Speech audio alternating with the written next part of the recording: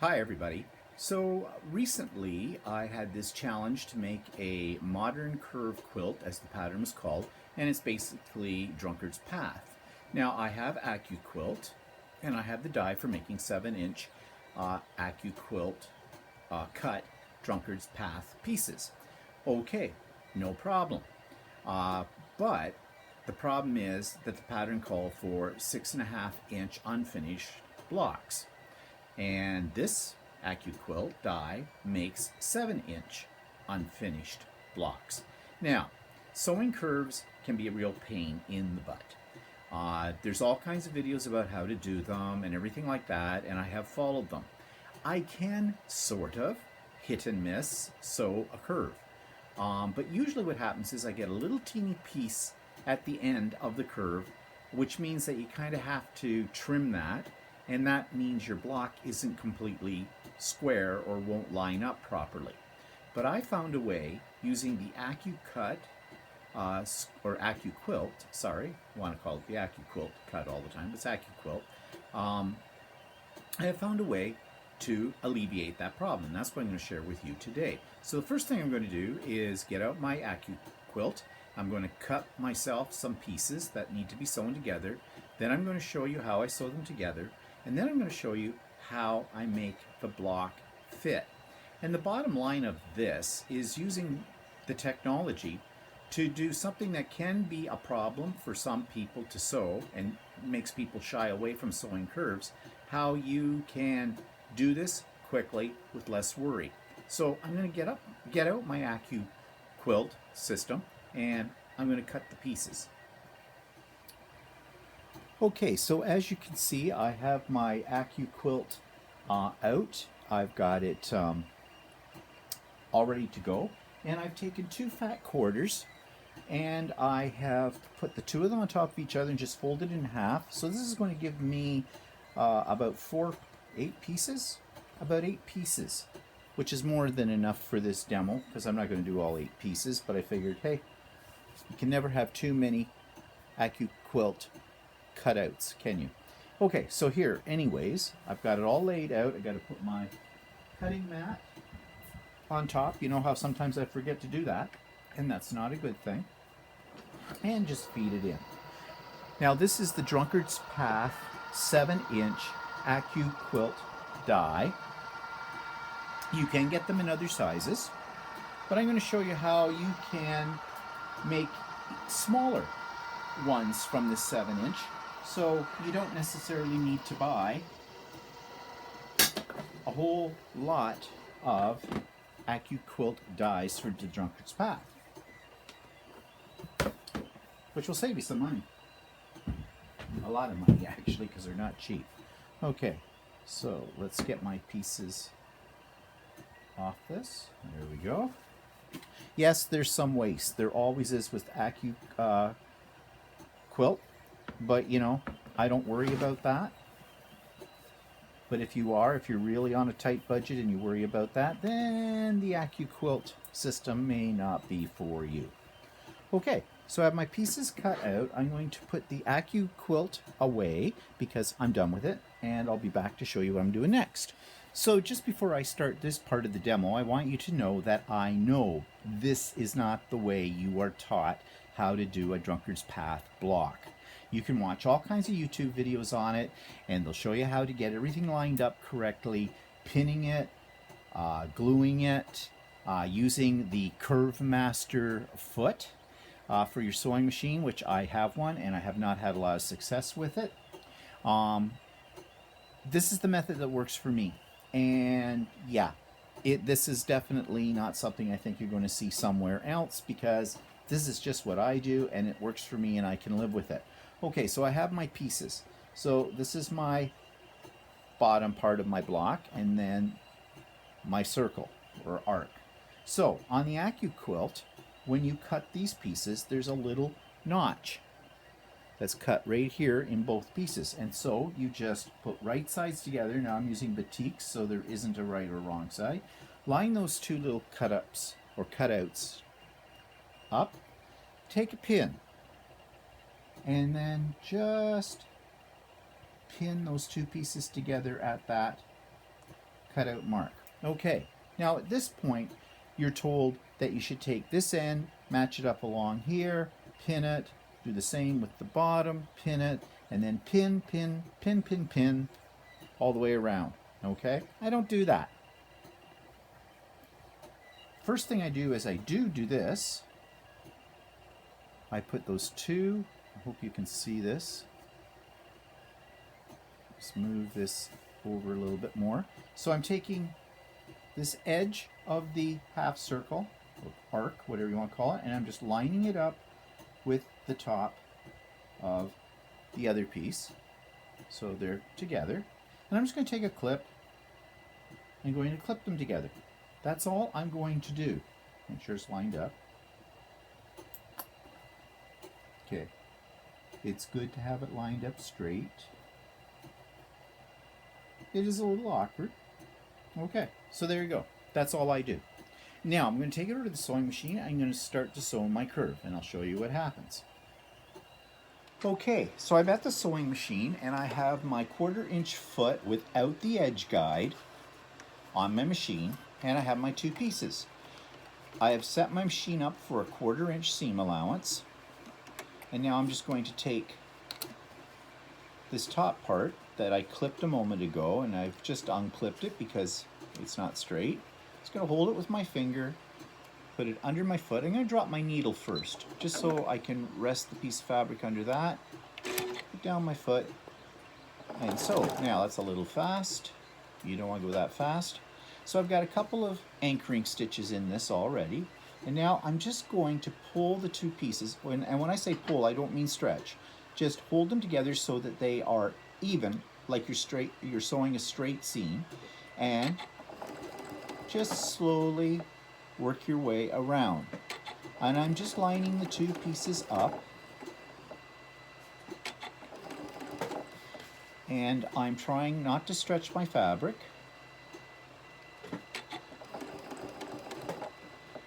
And you just proceed. Just go slow. It's not a race when you're making Drunkard's path blocks.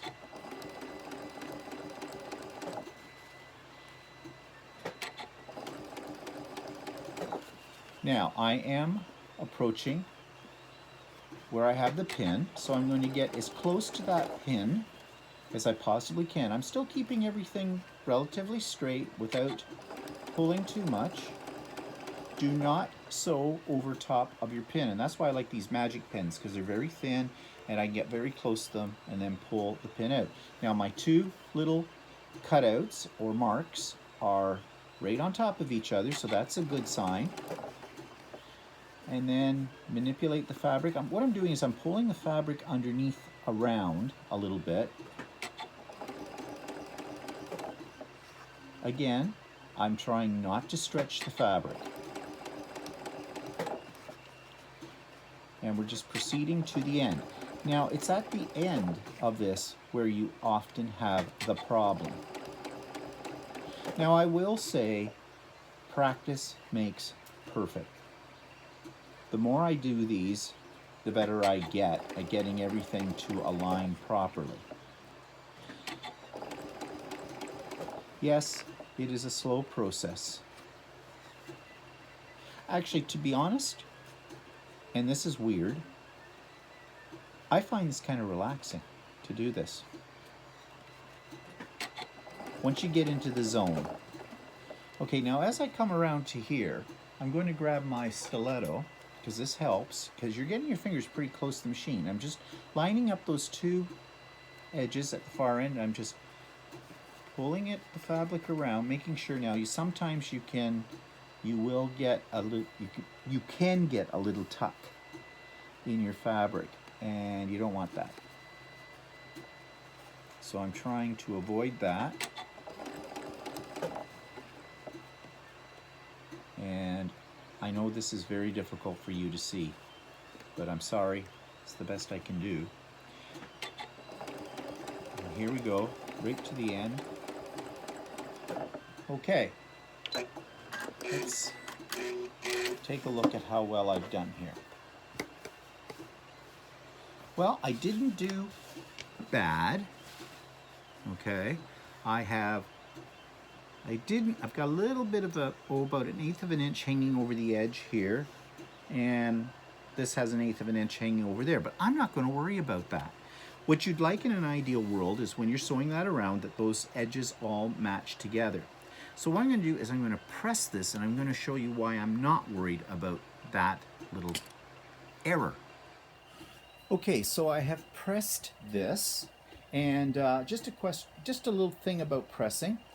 What I usually do is, this is very stretchable at this point when you press it. So I lay it with the right side up, and I just give it a very light little press on this curved seam just to make sure it's pressed out to the sew line.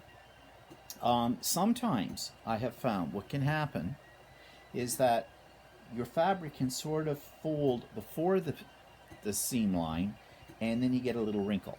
So you don't want that. So I just very lightly just press it out to persuade it. Then I turn it over, and I am not sure. I should look this up, but I don't care what other people do. This works for me. I allow the fabric to go where it wants to go, and 9 times out of 10, this curved piece wants to go out that way. Now, that might be a problem if you're using like a light background and you're using a dark circle in here, or curve. It may show through. In my case, it really doesn't, because my fabric is dense enough, so that's okay. I'm not going to worry about that. If it is a problem for you, then you're going to have to press the seam the other way towards the dark, as we normally do, to the dark side. But I find it's easiest, if I can get away with it, to just allow it to go towards my light piece right here.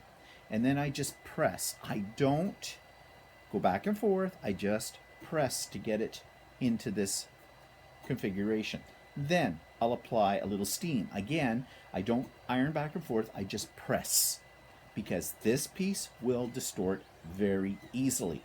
Now, if it does distort a little bit, with what I'm going to show you right now, the technique that I use, you don't have to worry about it that much. But it's best, to avoid as much distortion as you possibly can. So it's all nice and flat, and I also used some pressing solution. I used the Acorn Precision piecing solution on this piece as well. It helps to make it all lay nice and flat.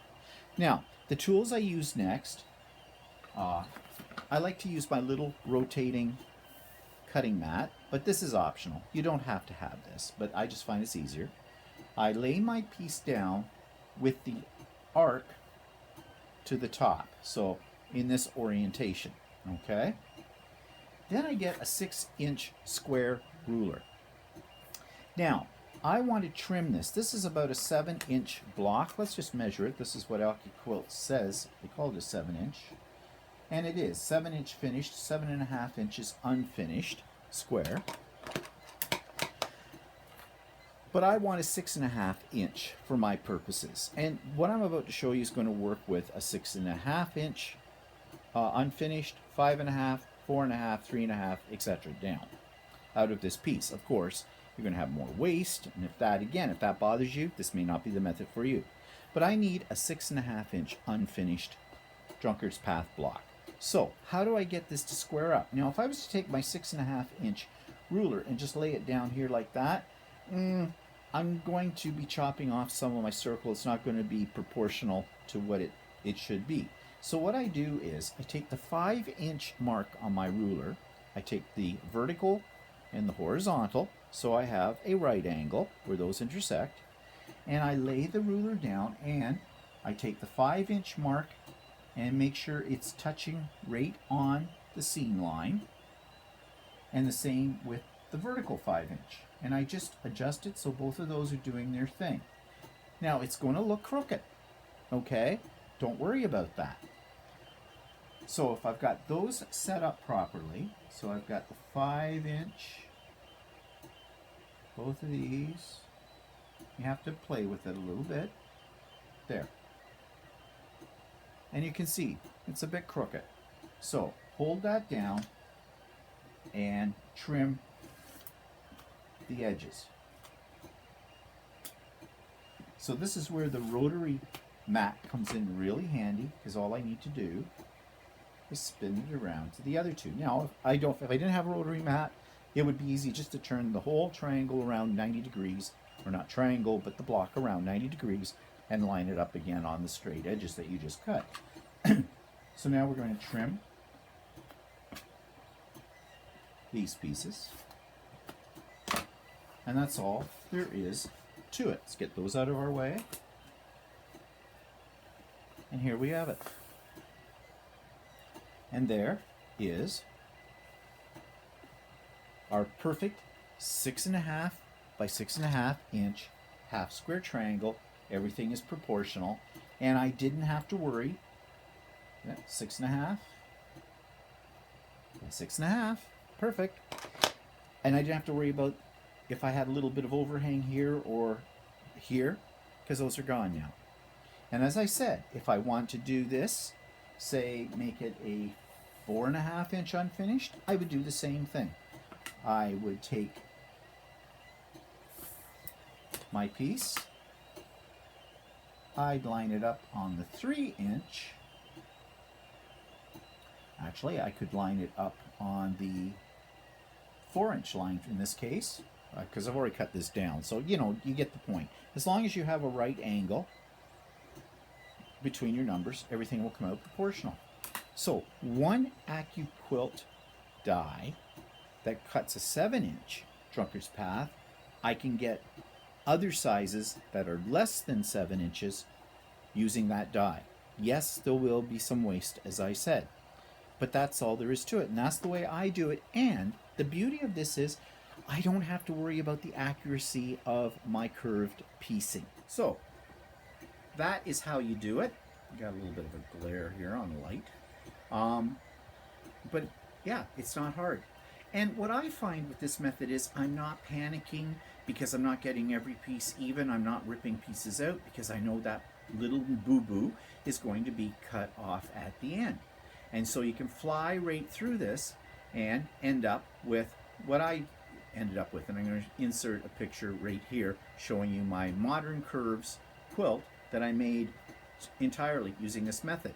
And the combination of using the Accuquilt die cutting system and doing what I was showing you here with the trimming them down, I flew through this, the pieces that I needed for this, in no time flat. So yeah. Now, could you do this same method with templates? I think you could. Okay, because essentially the templates are letting you cut out the two pieces, right? And then once you get them together, again, you would just cut them down. So yeah, I think you could. So I hope you found that helpful. I hope you didn't find it too confusing, but it works for me.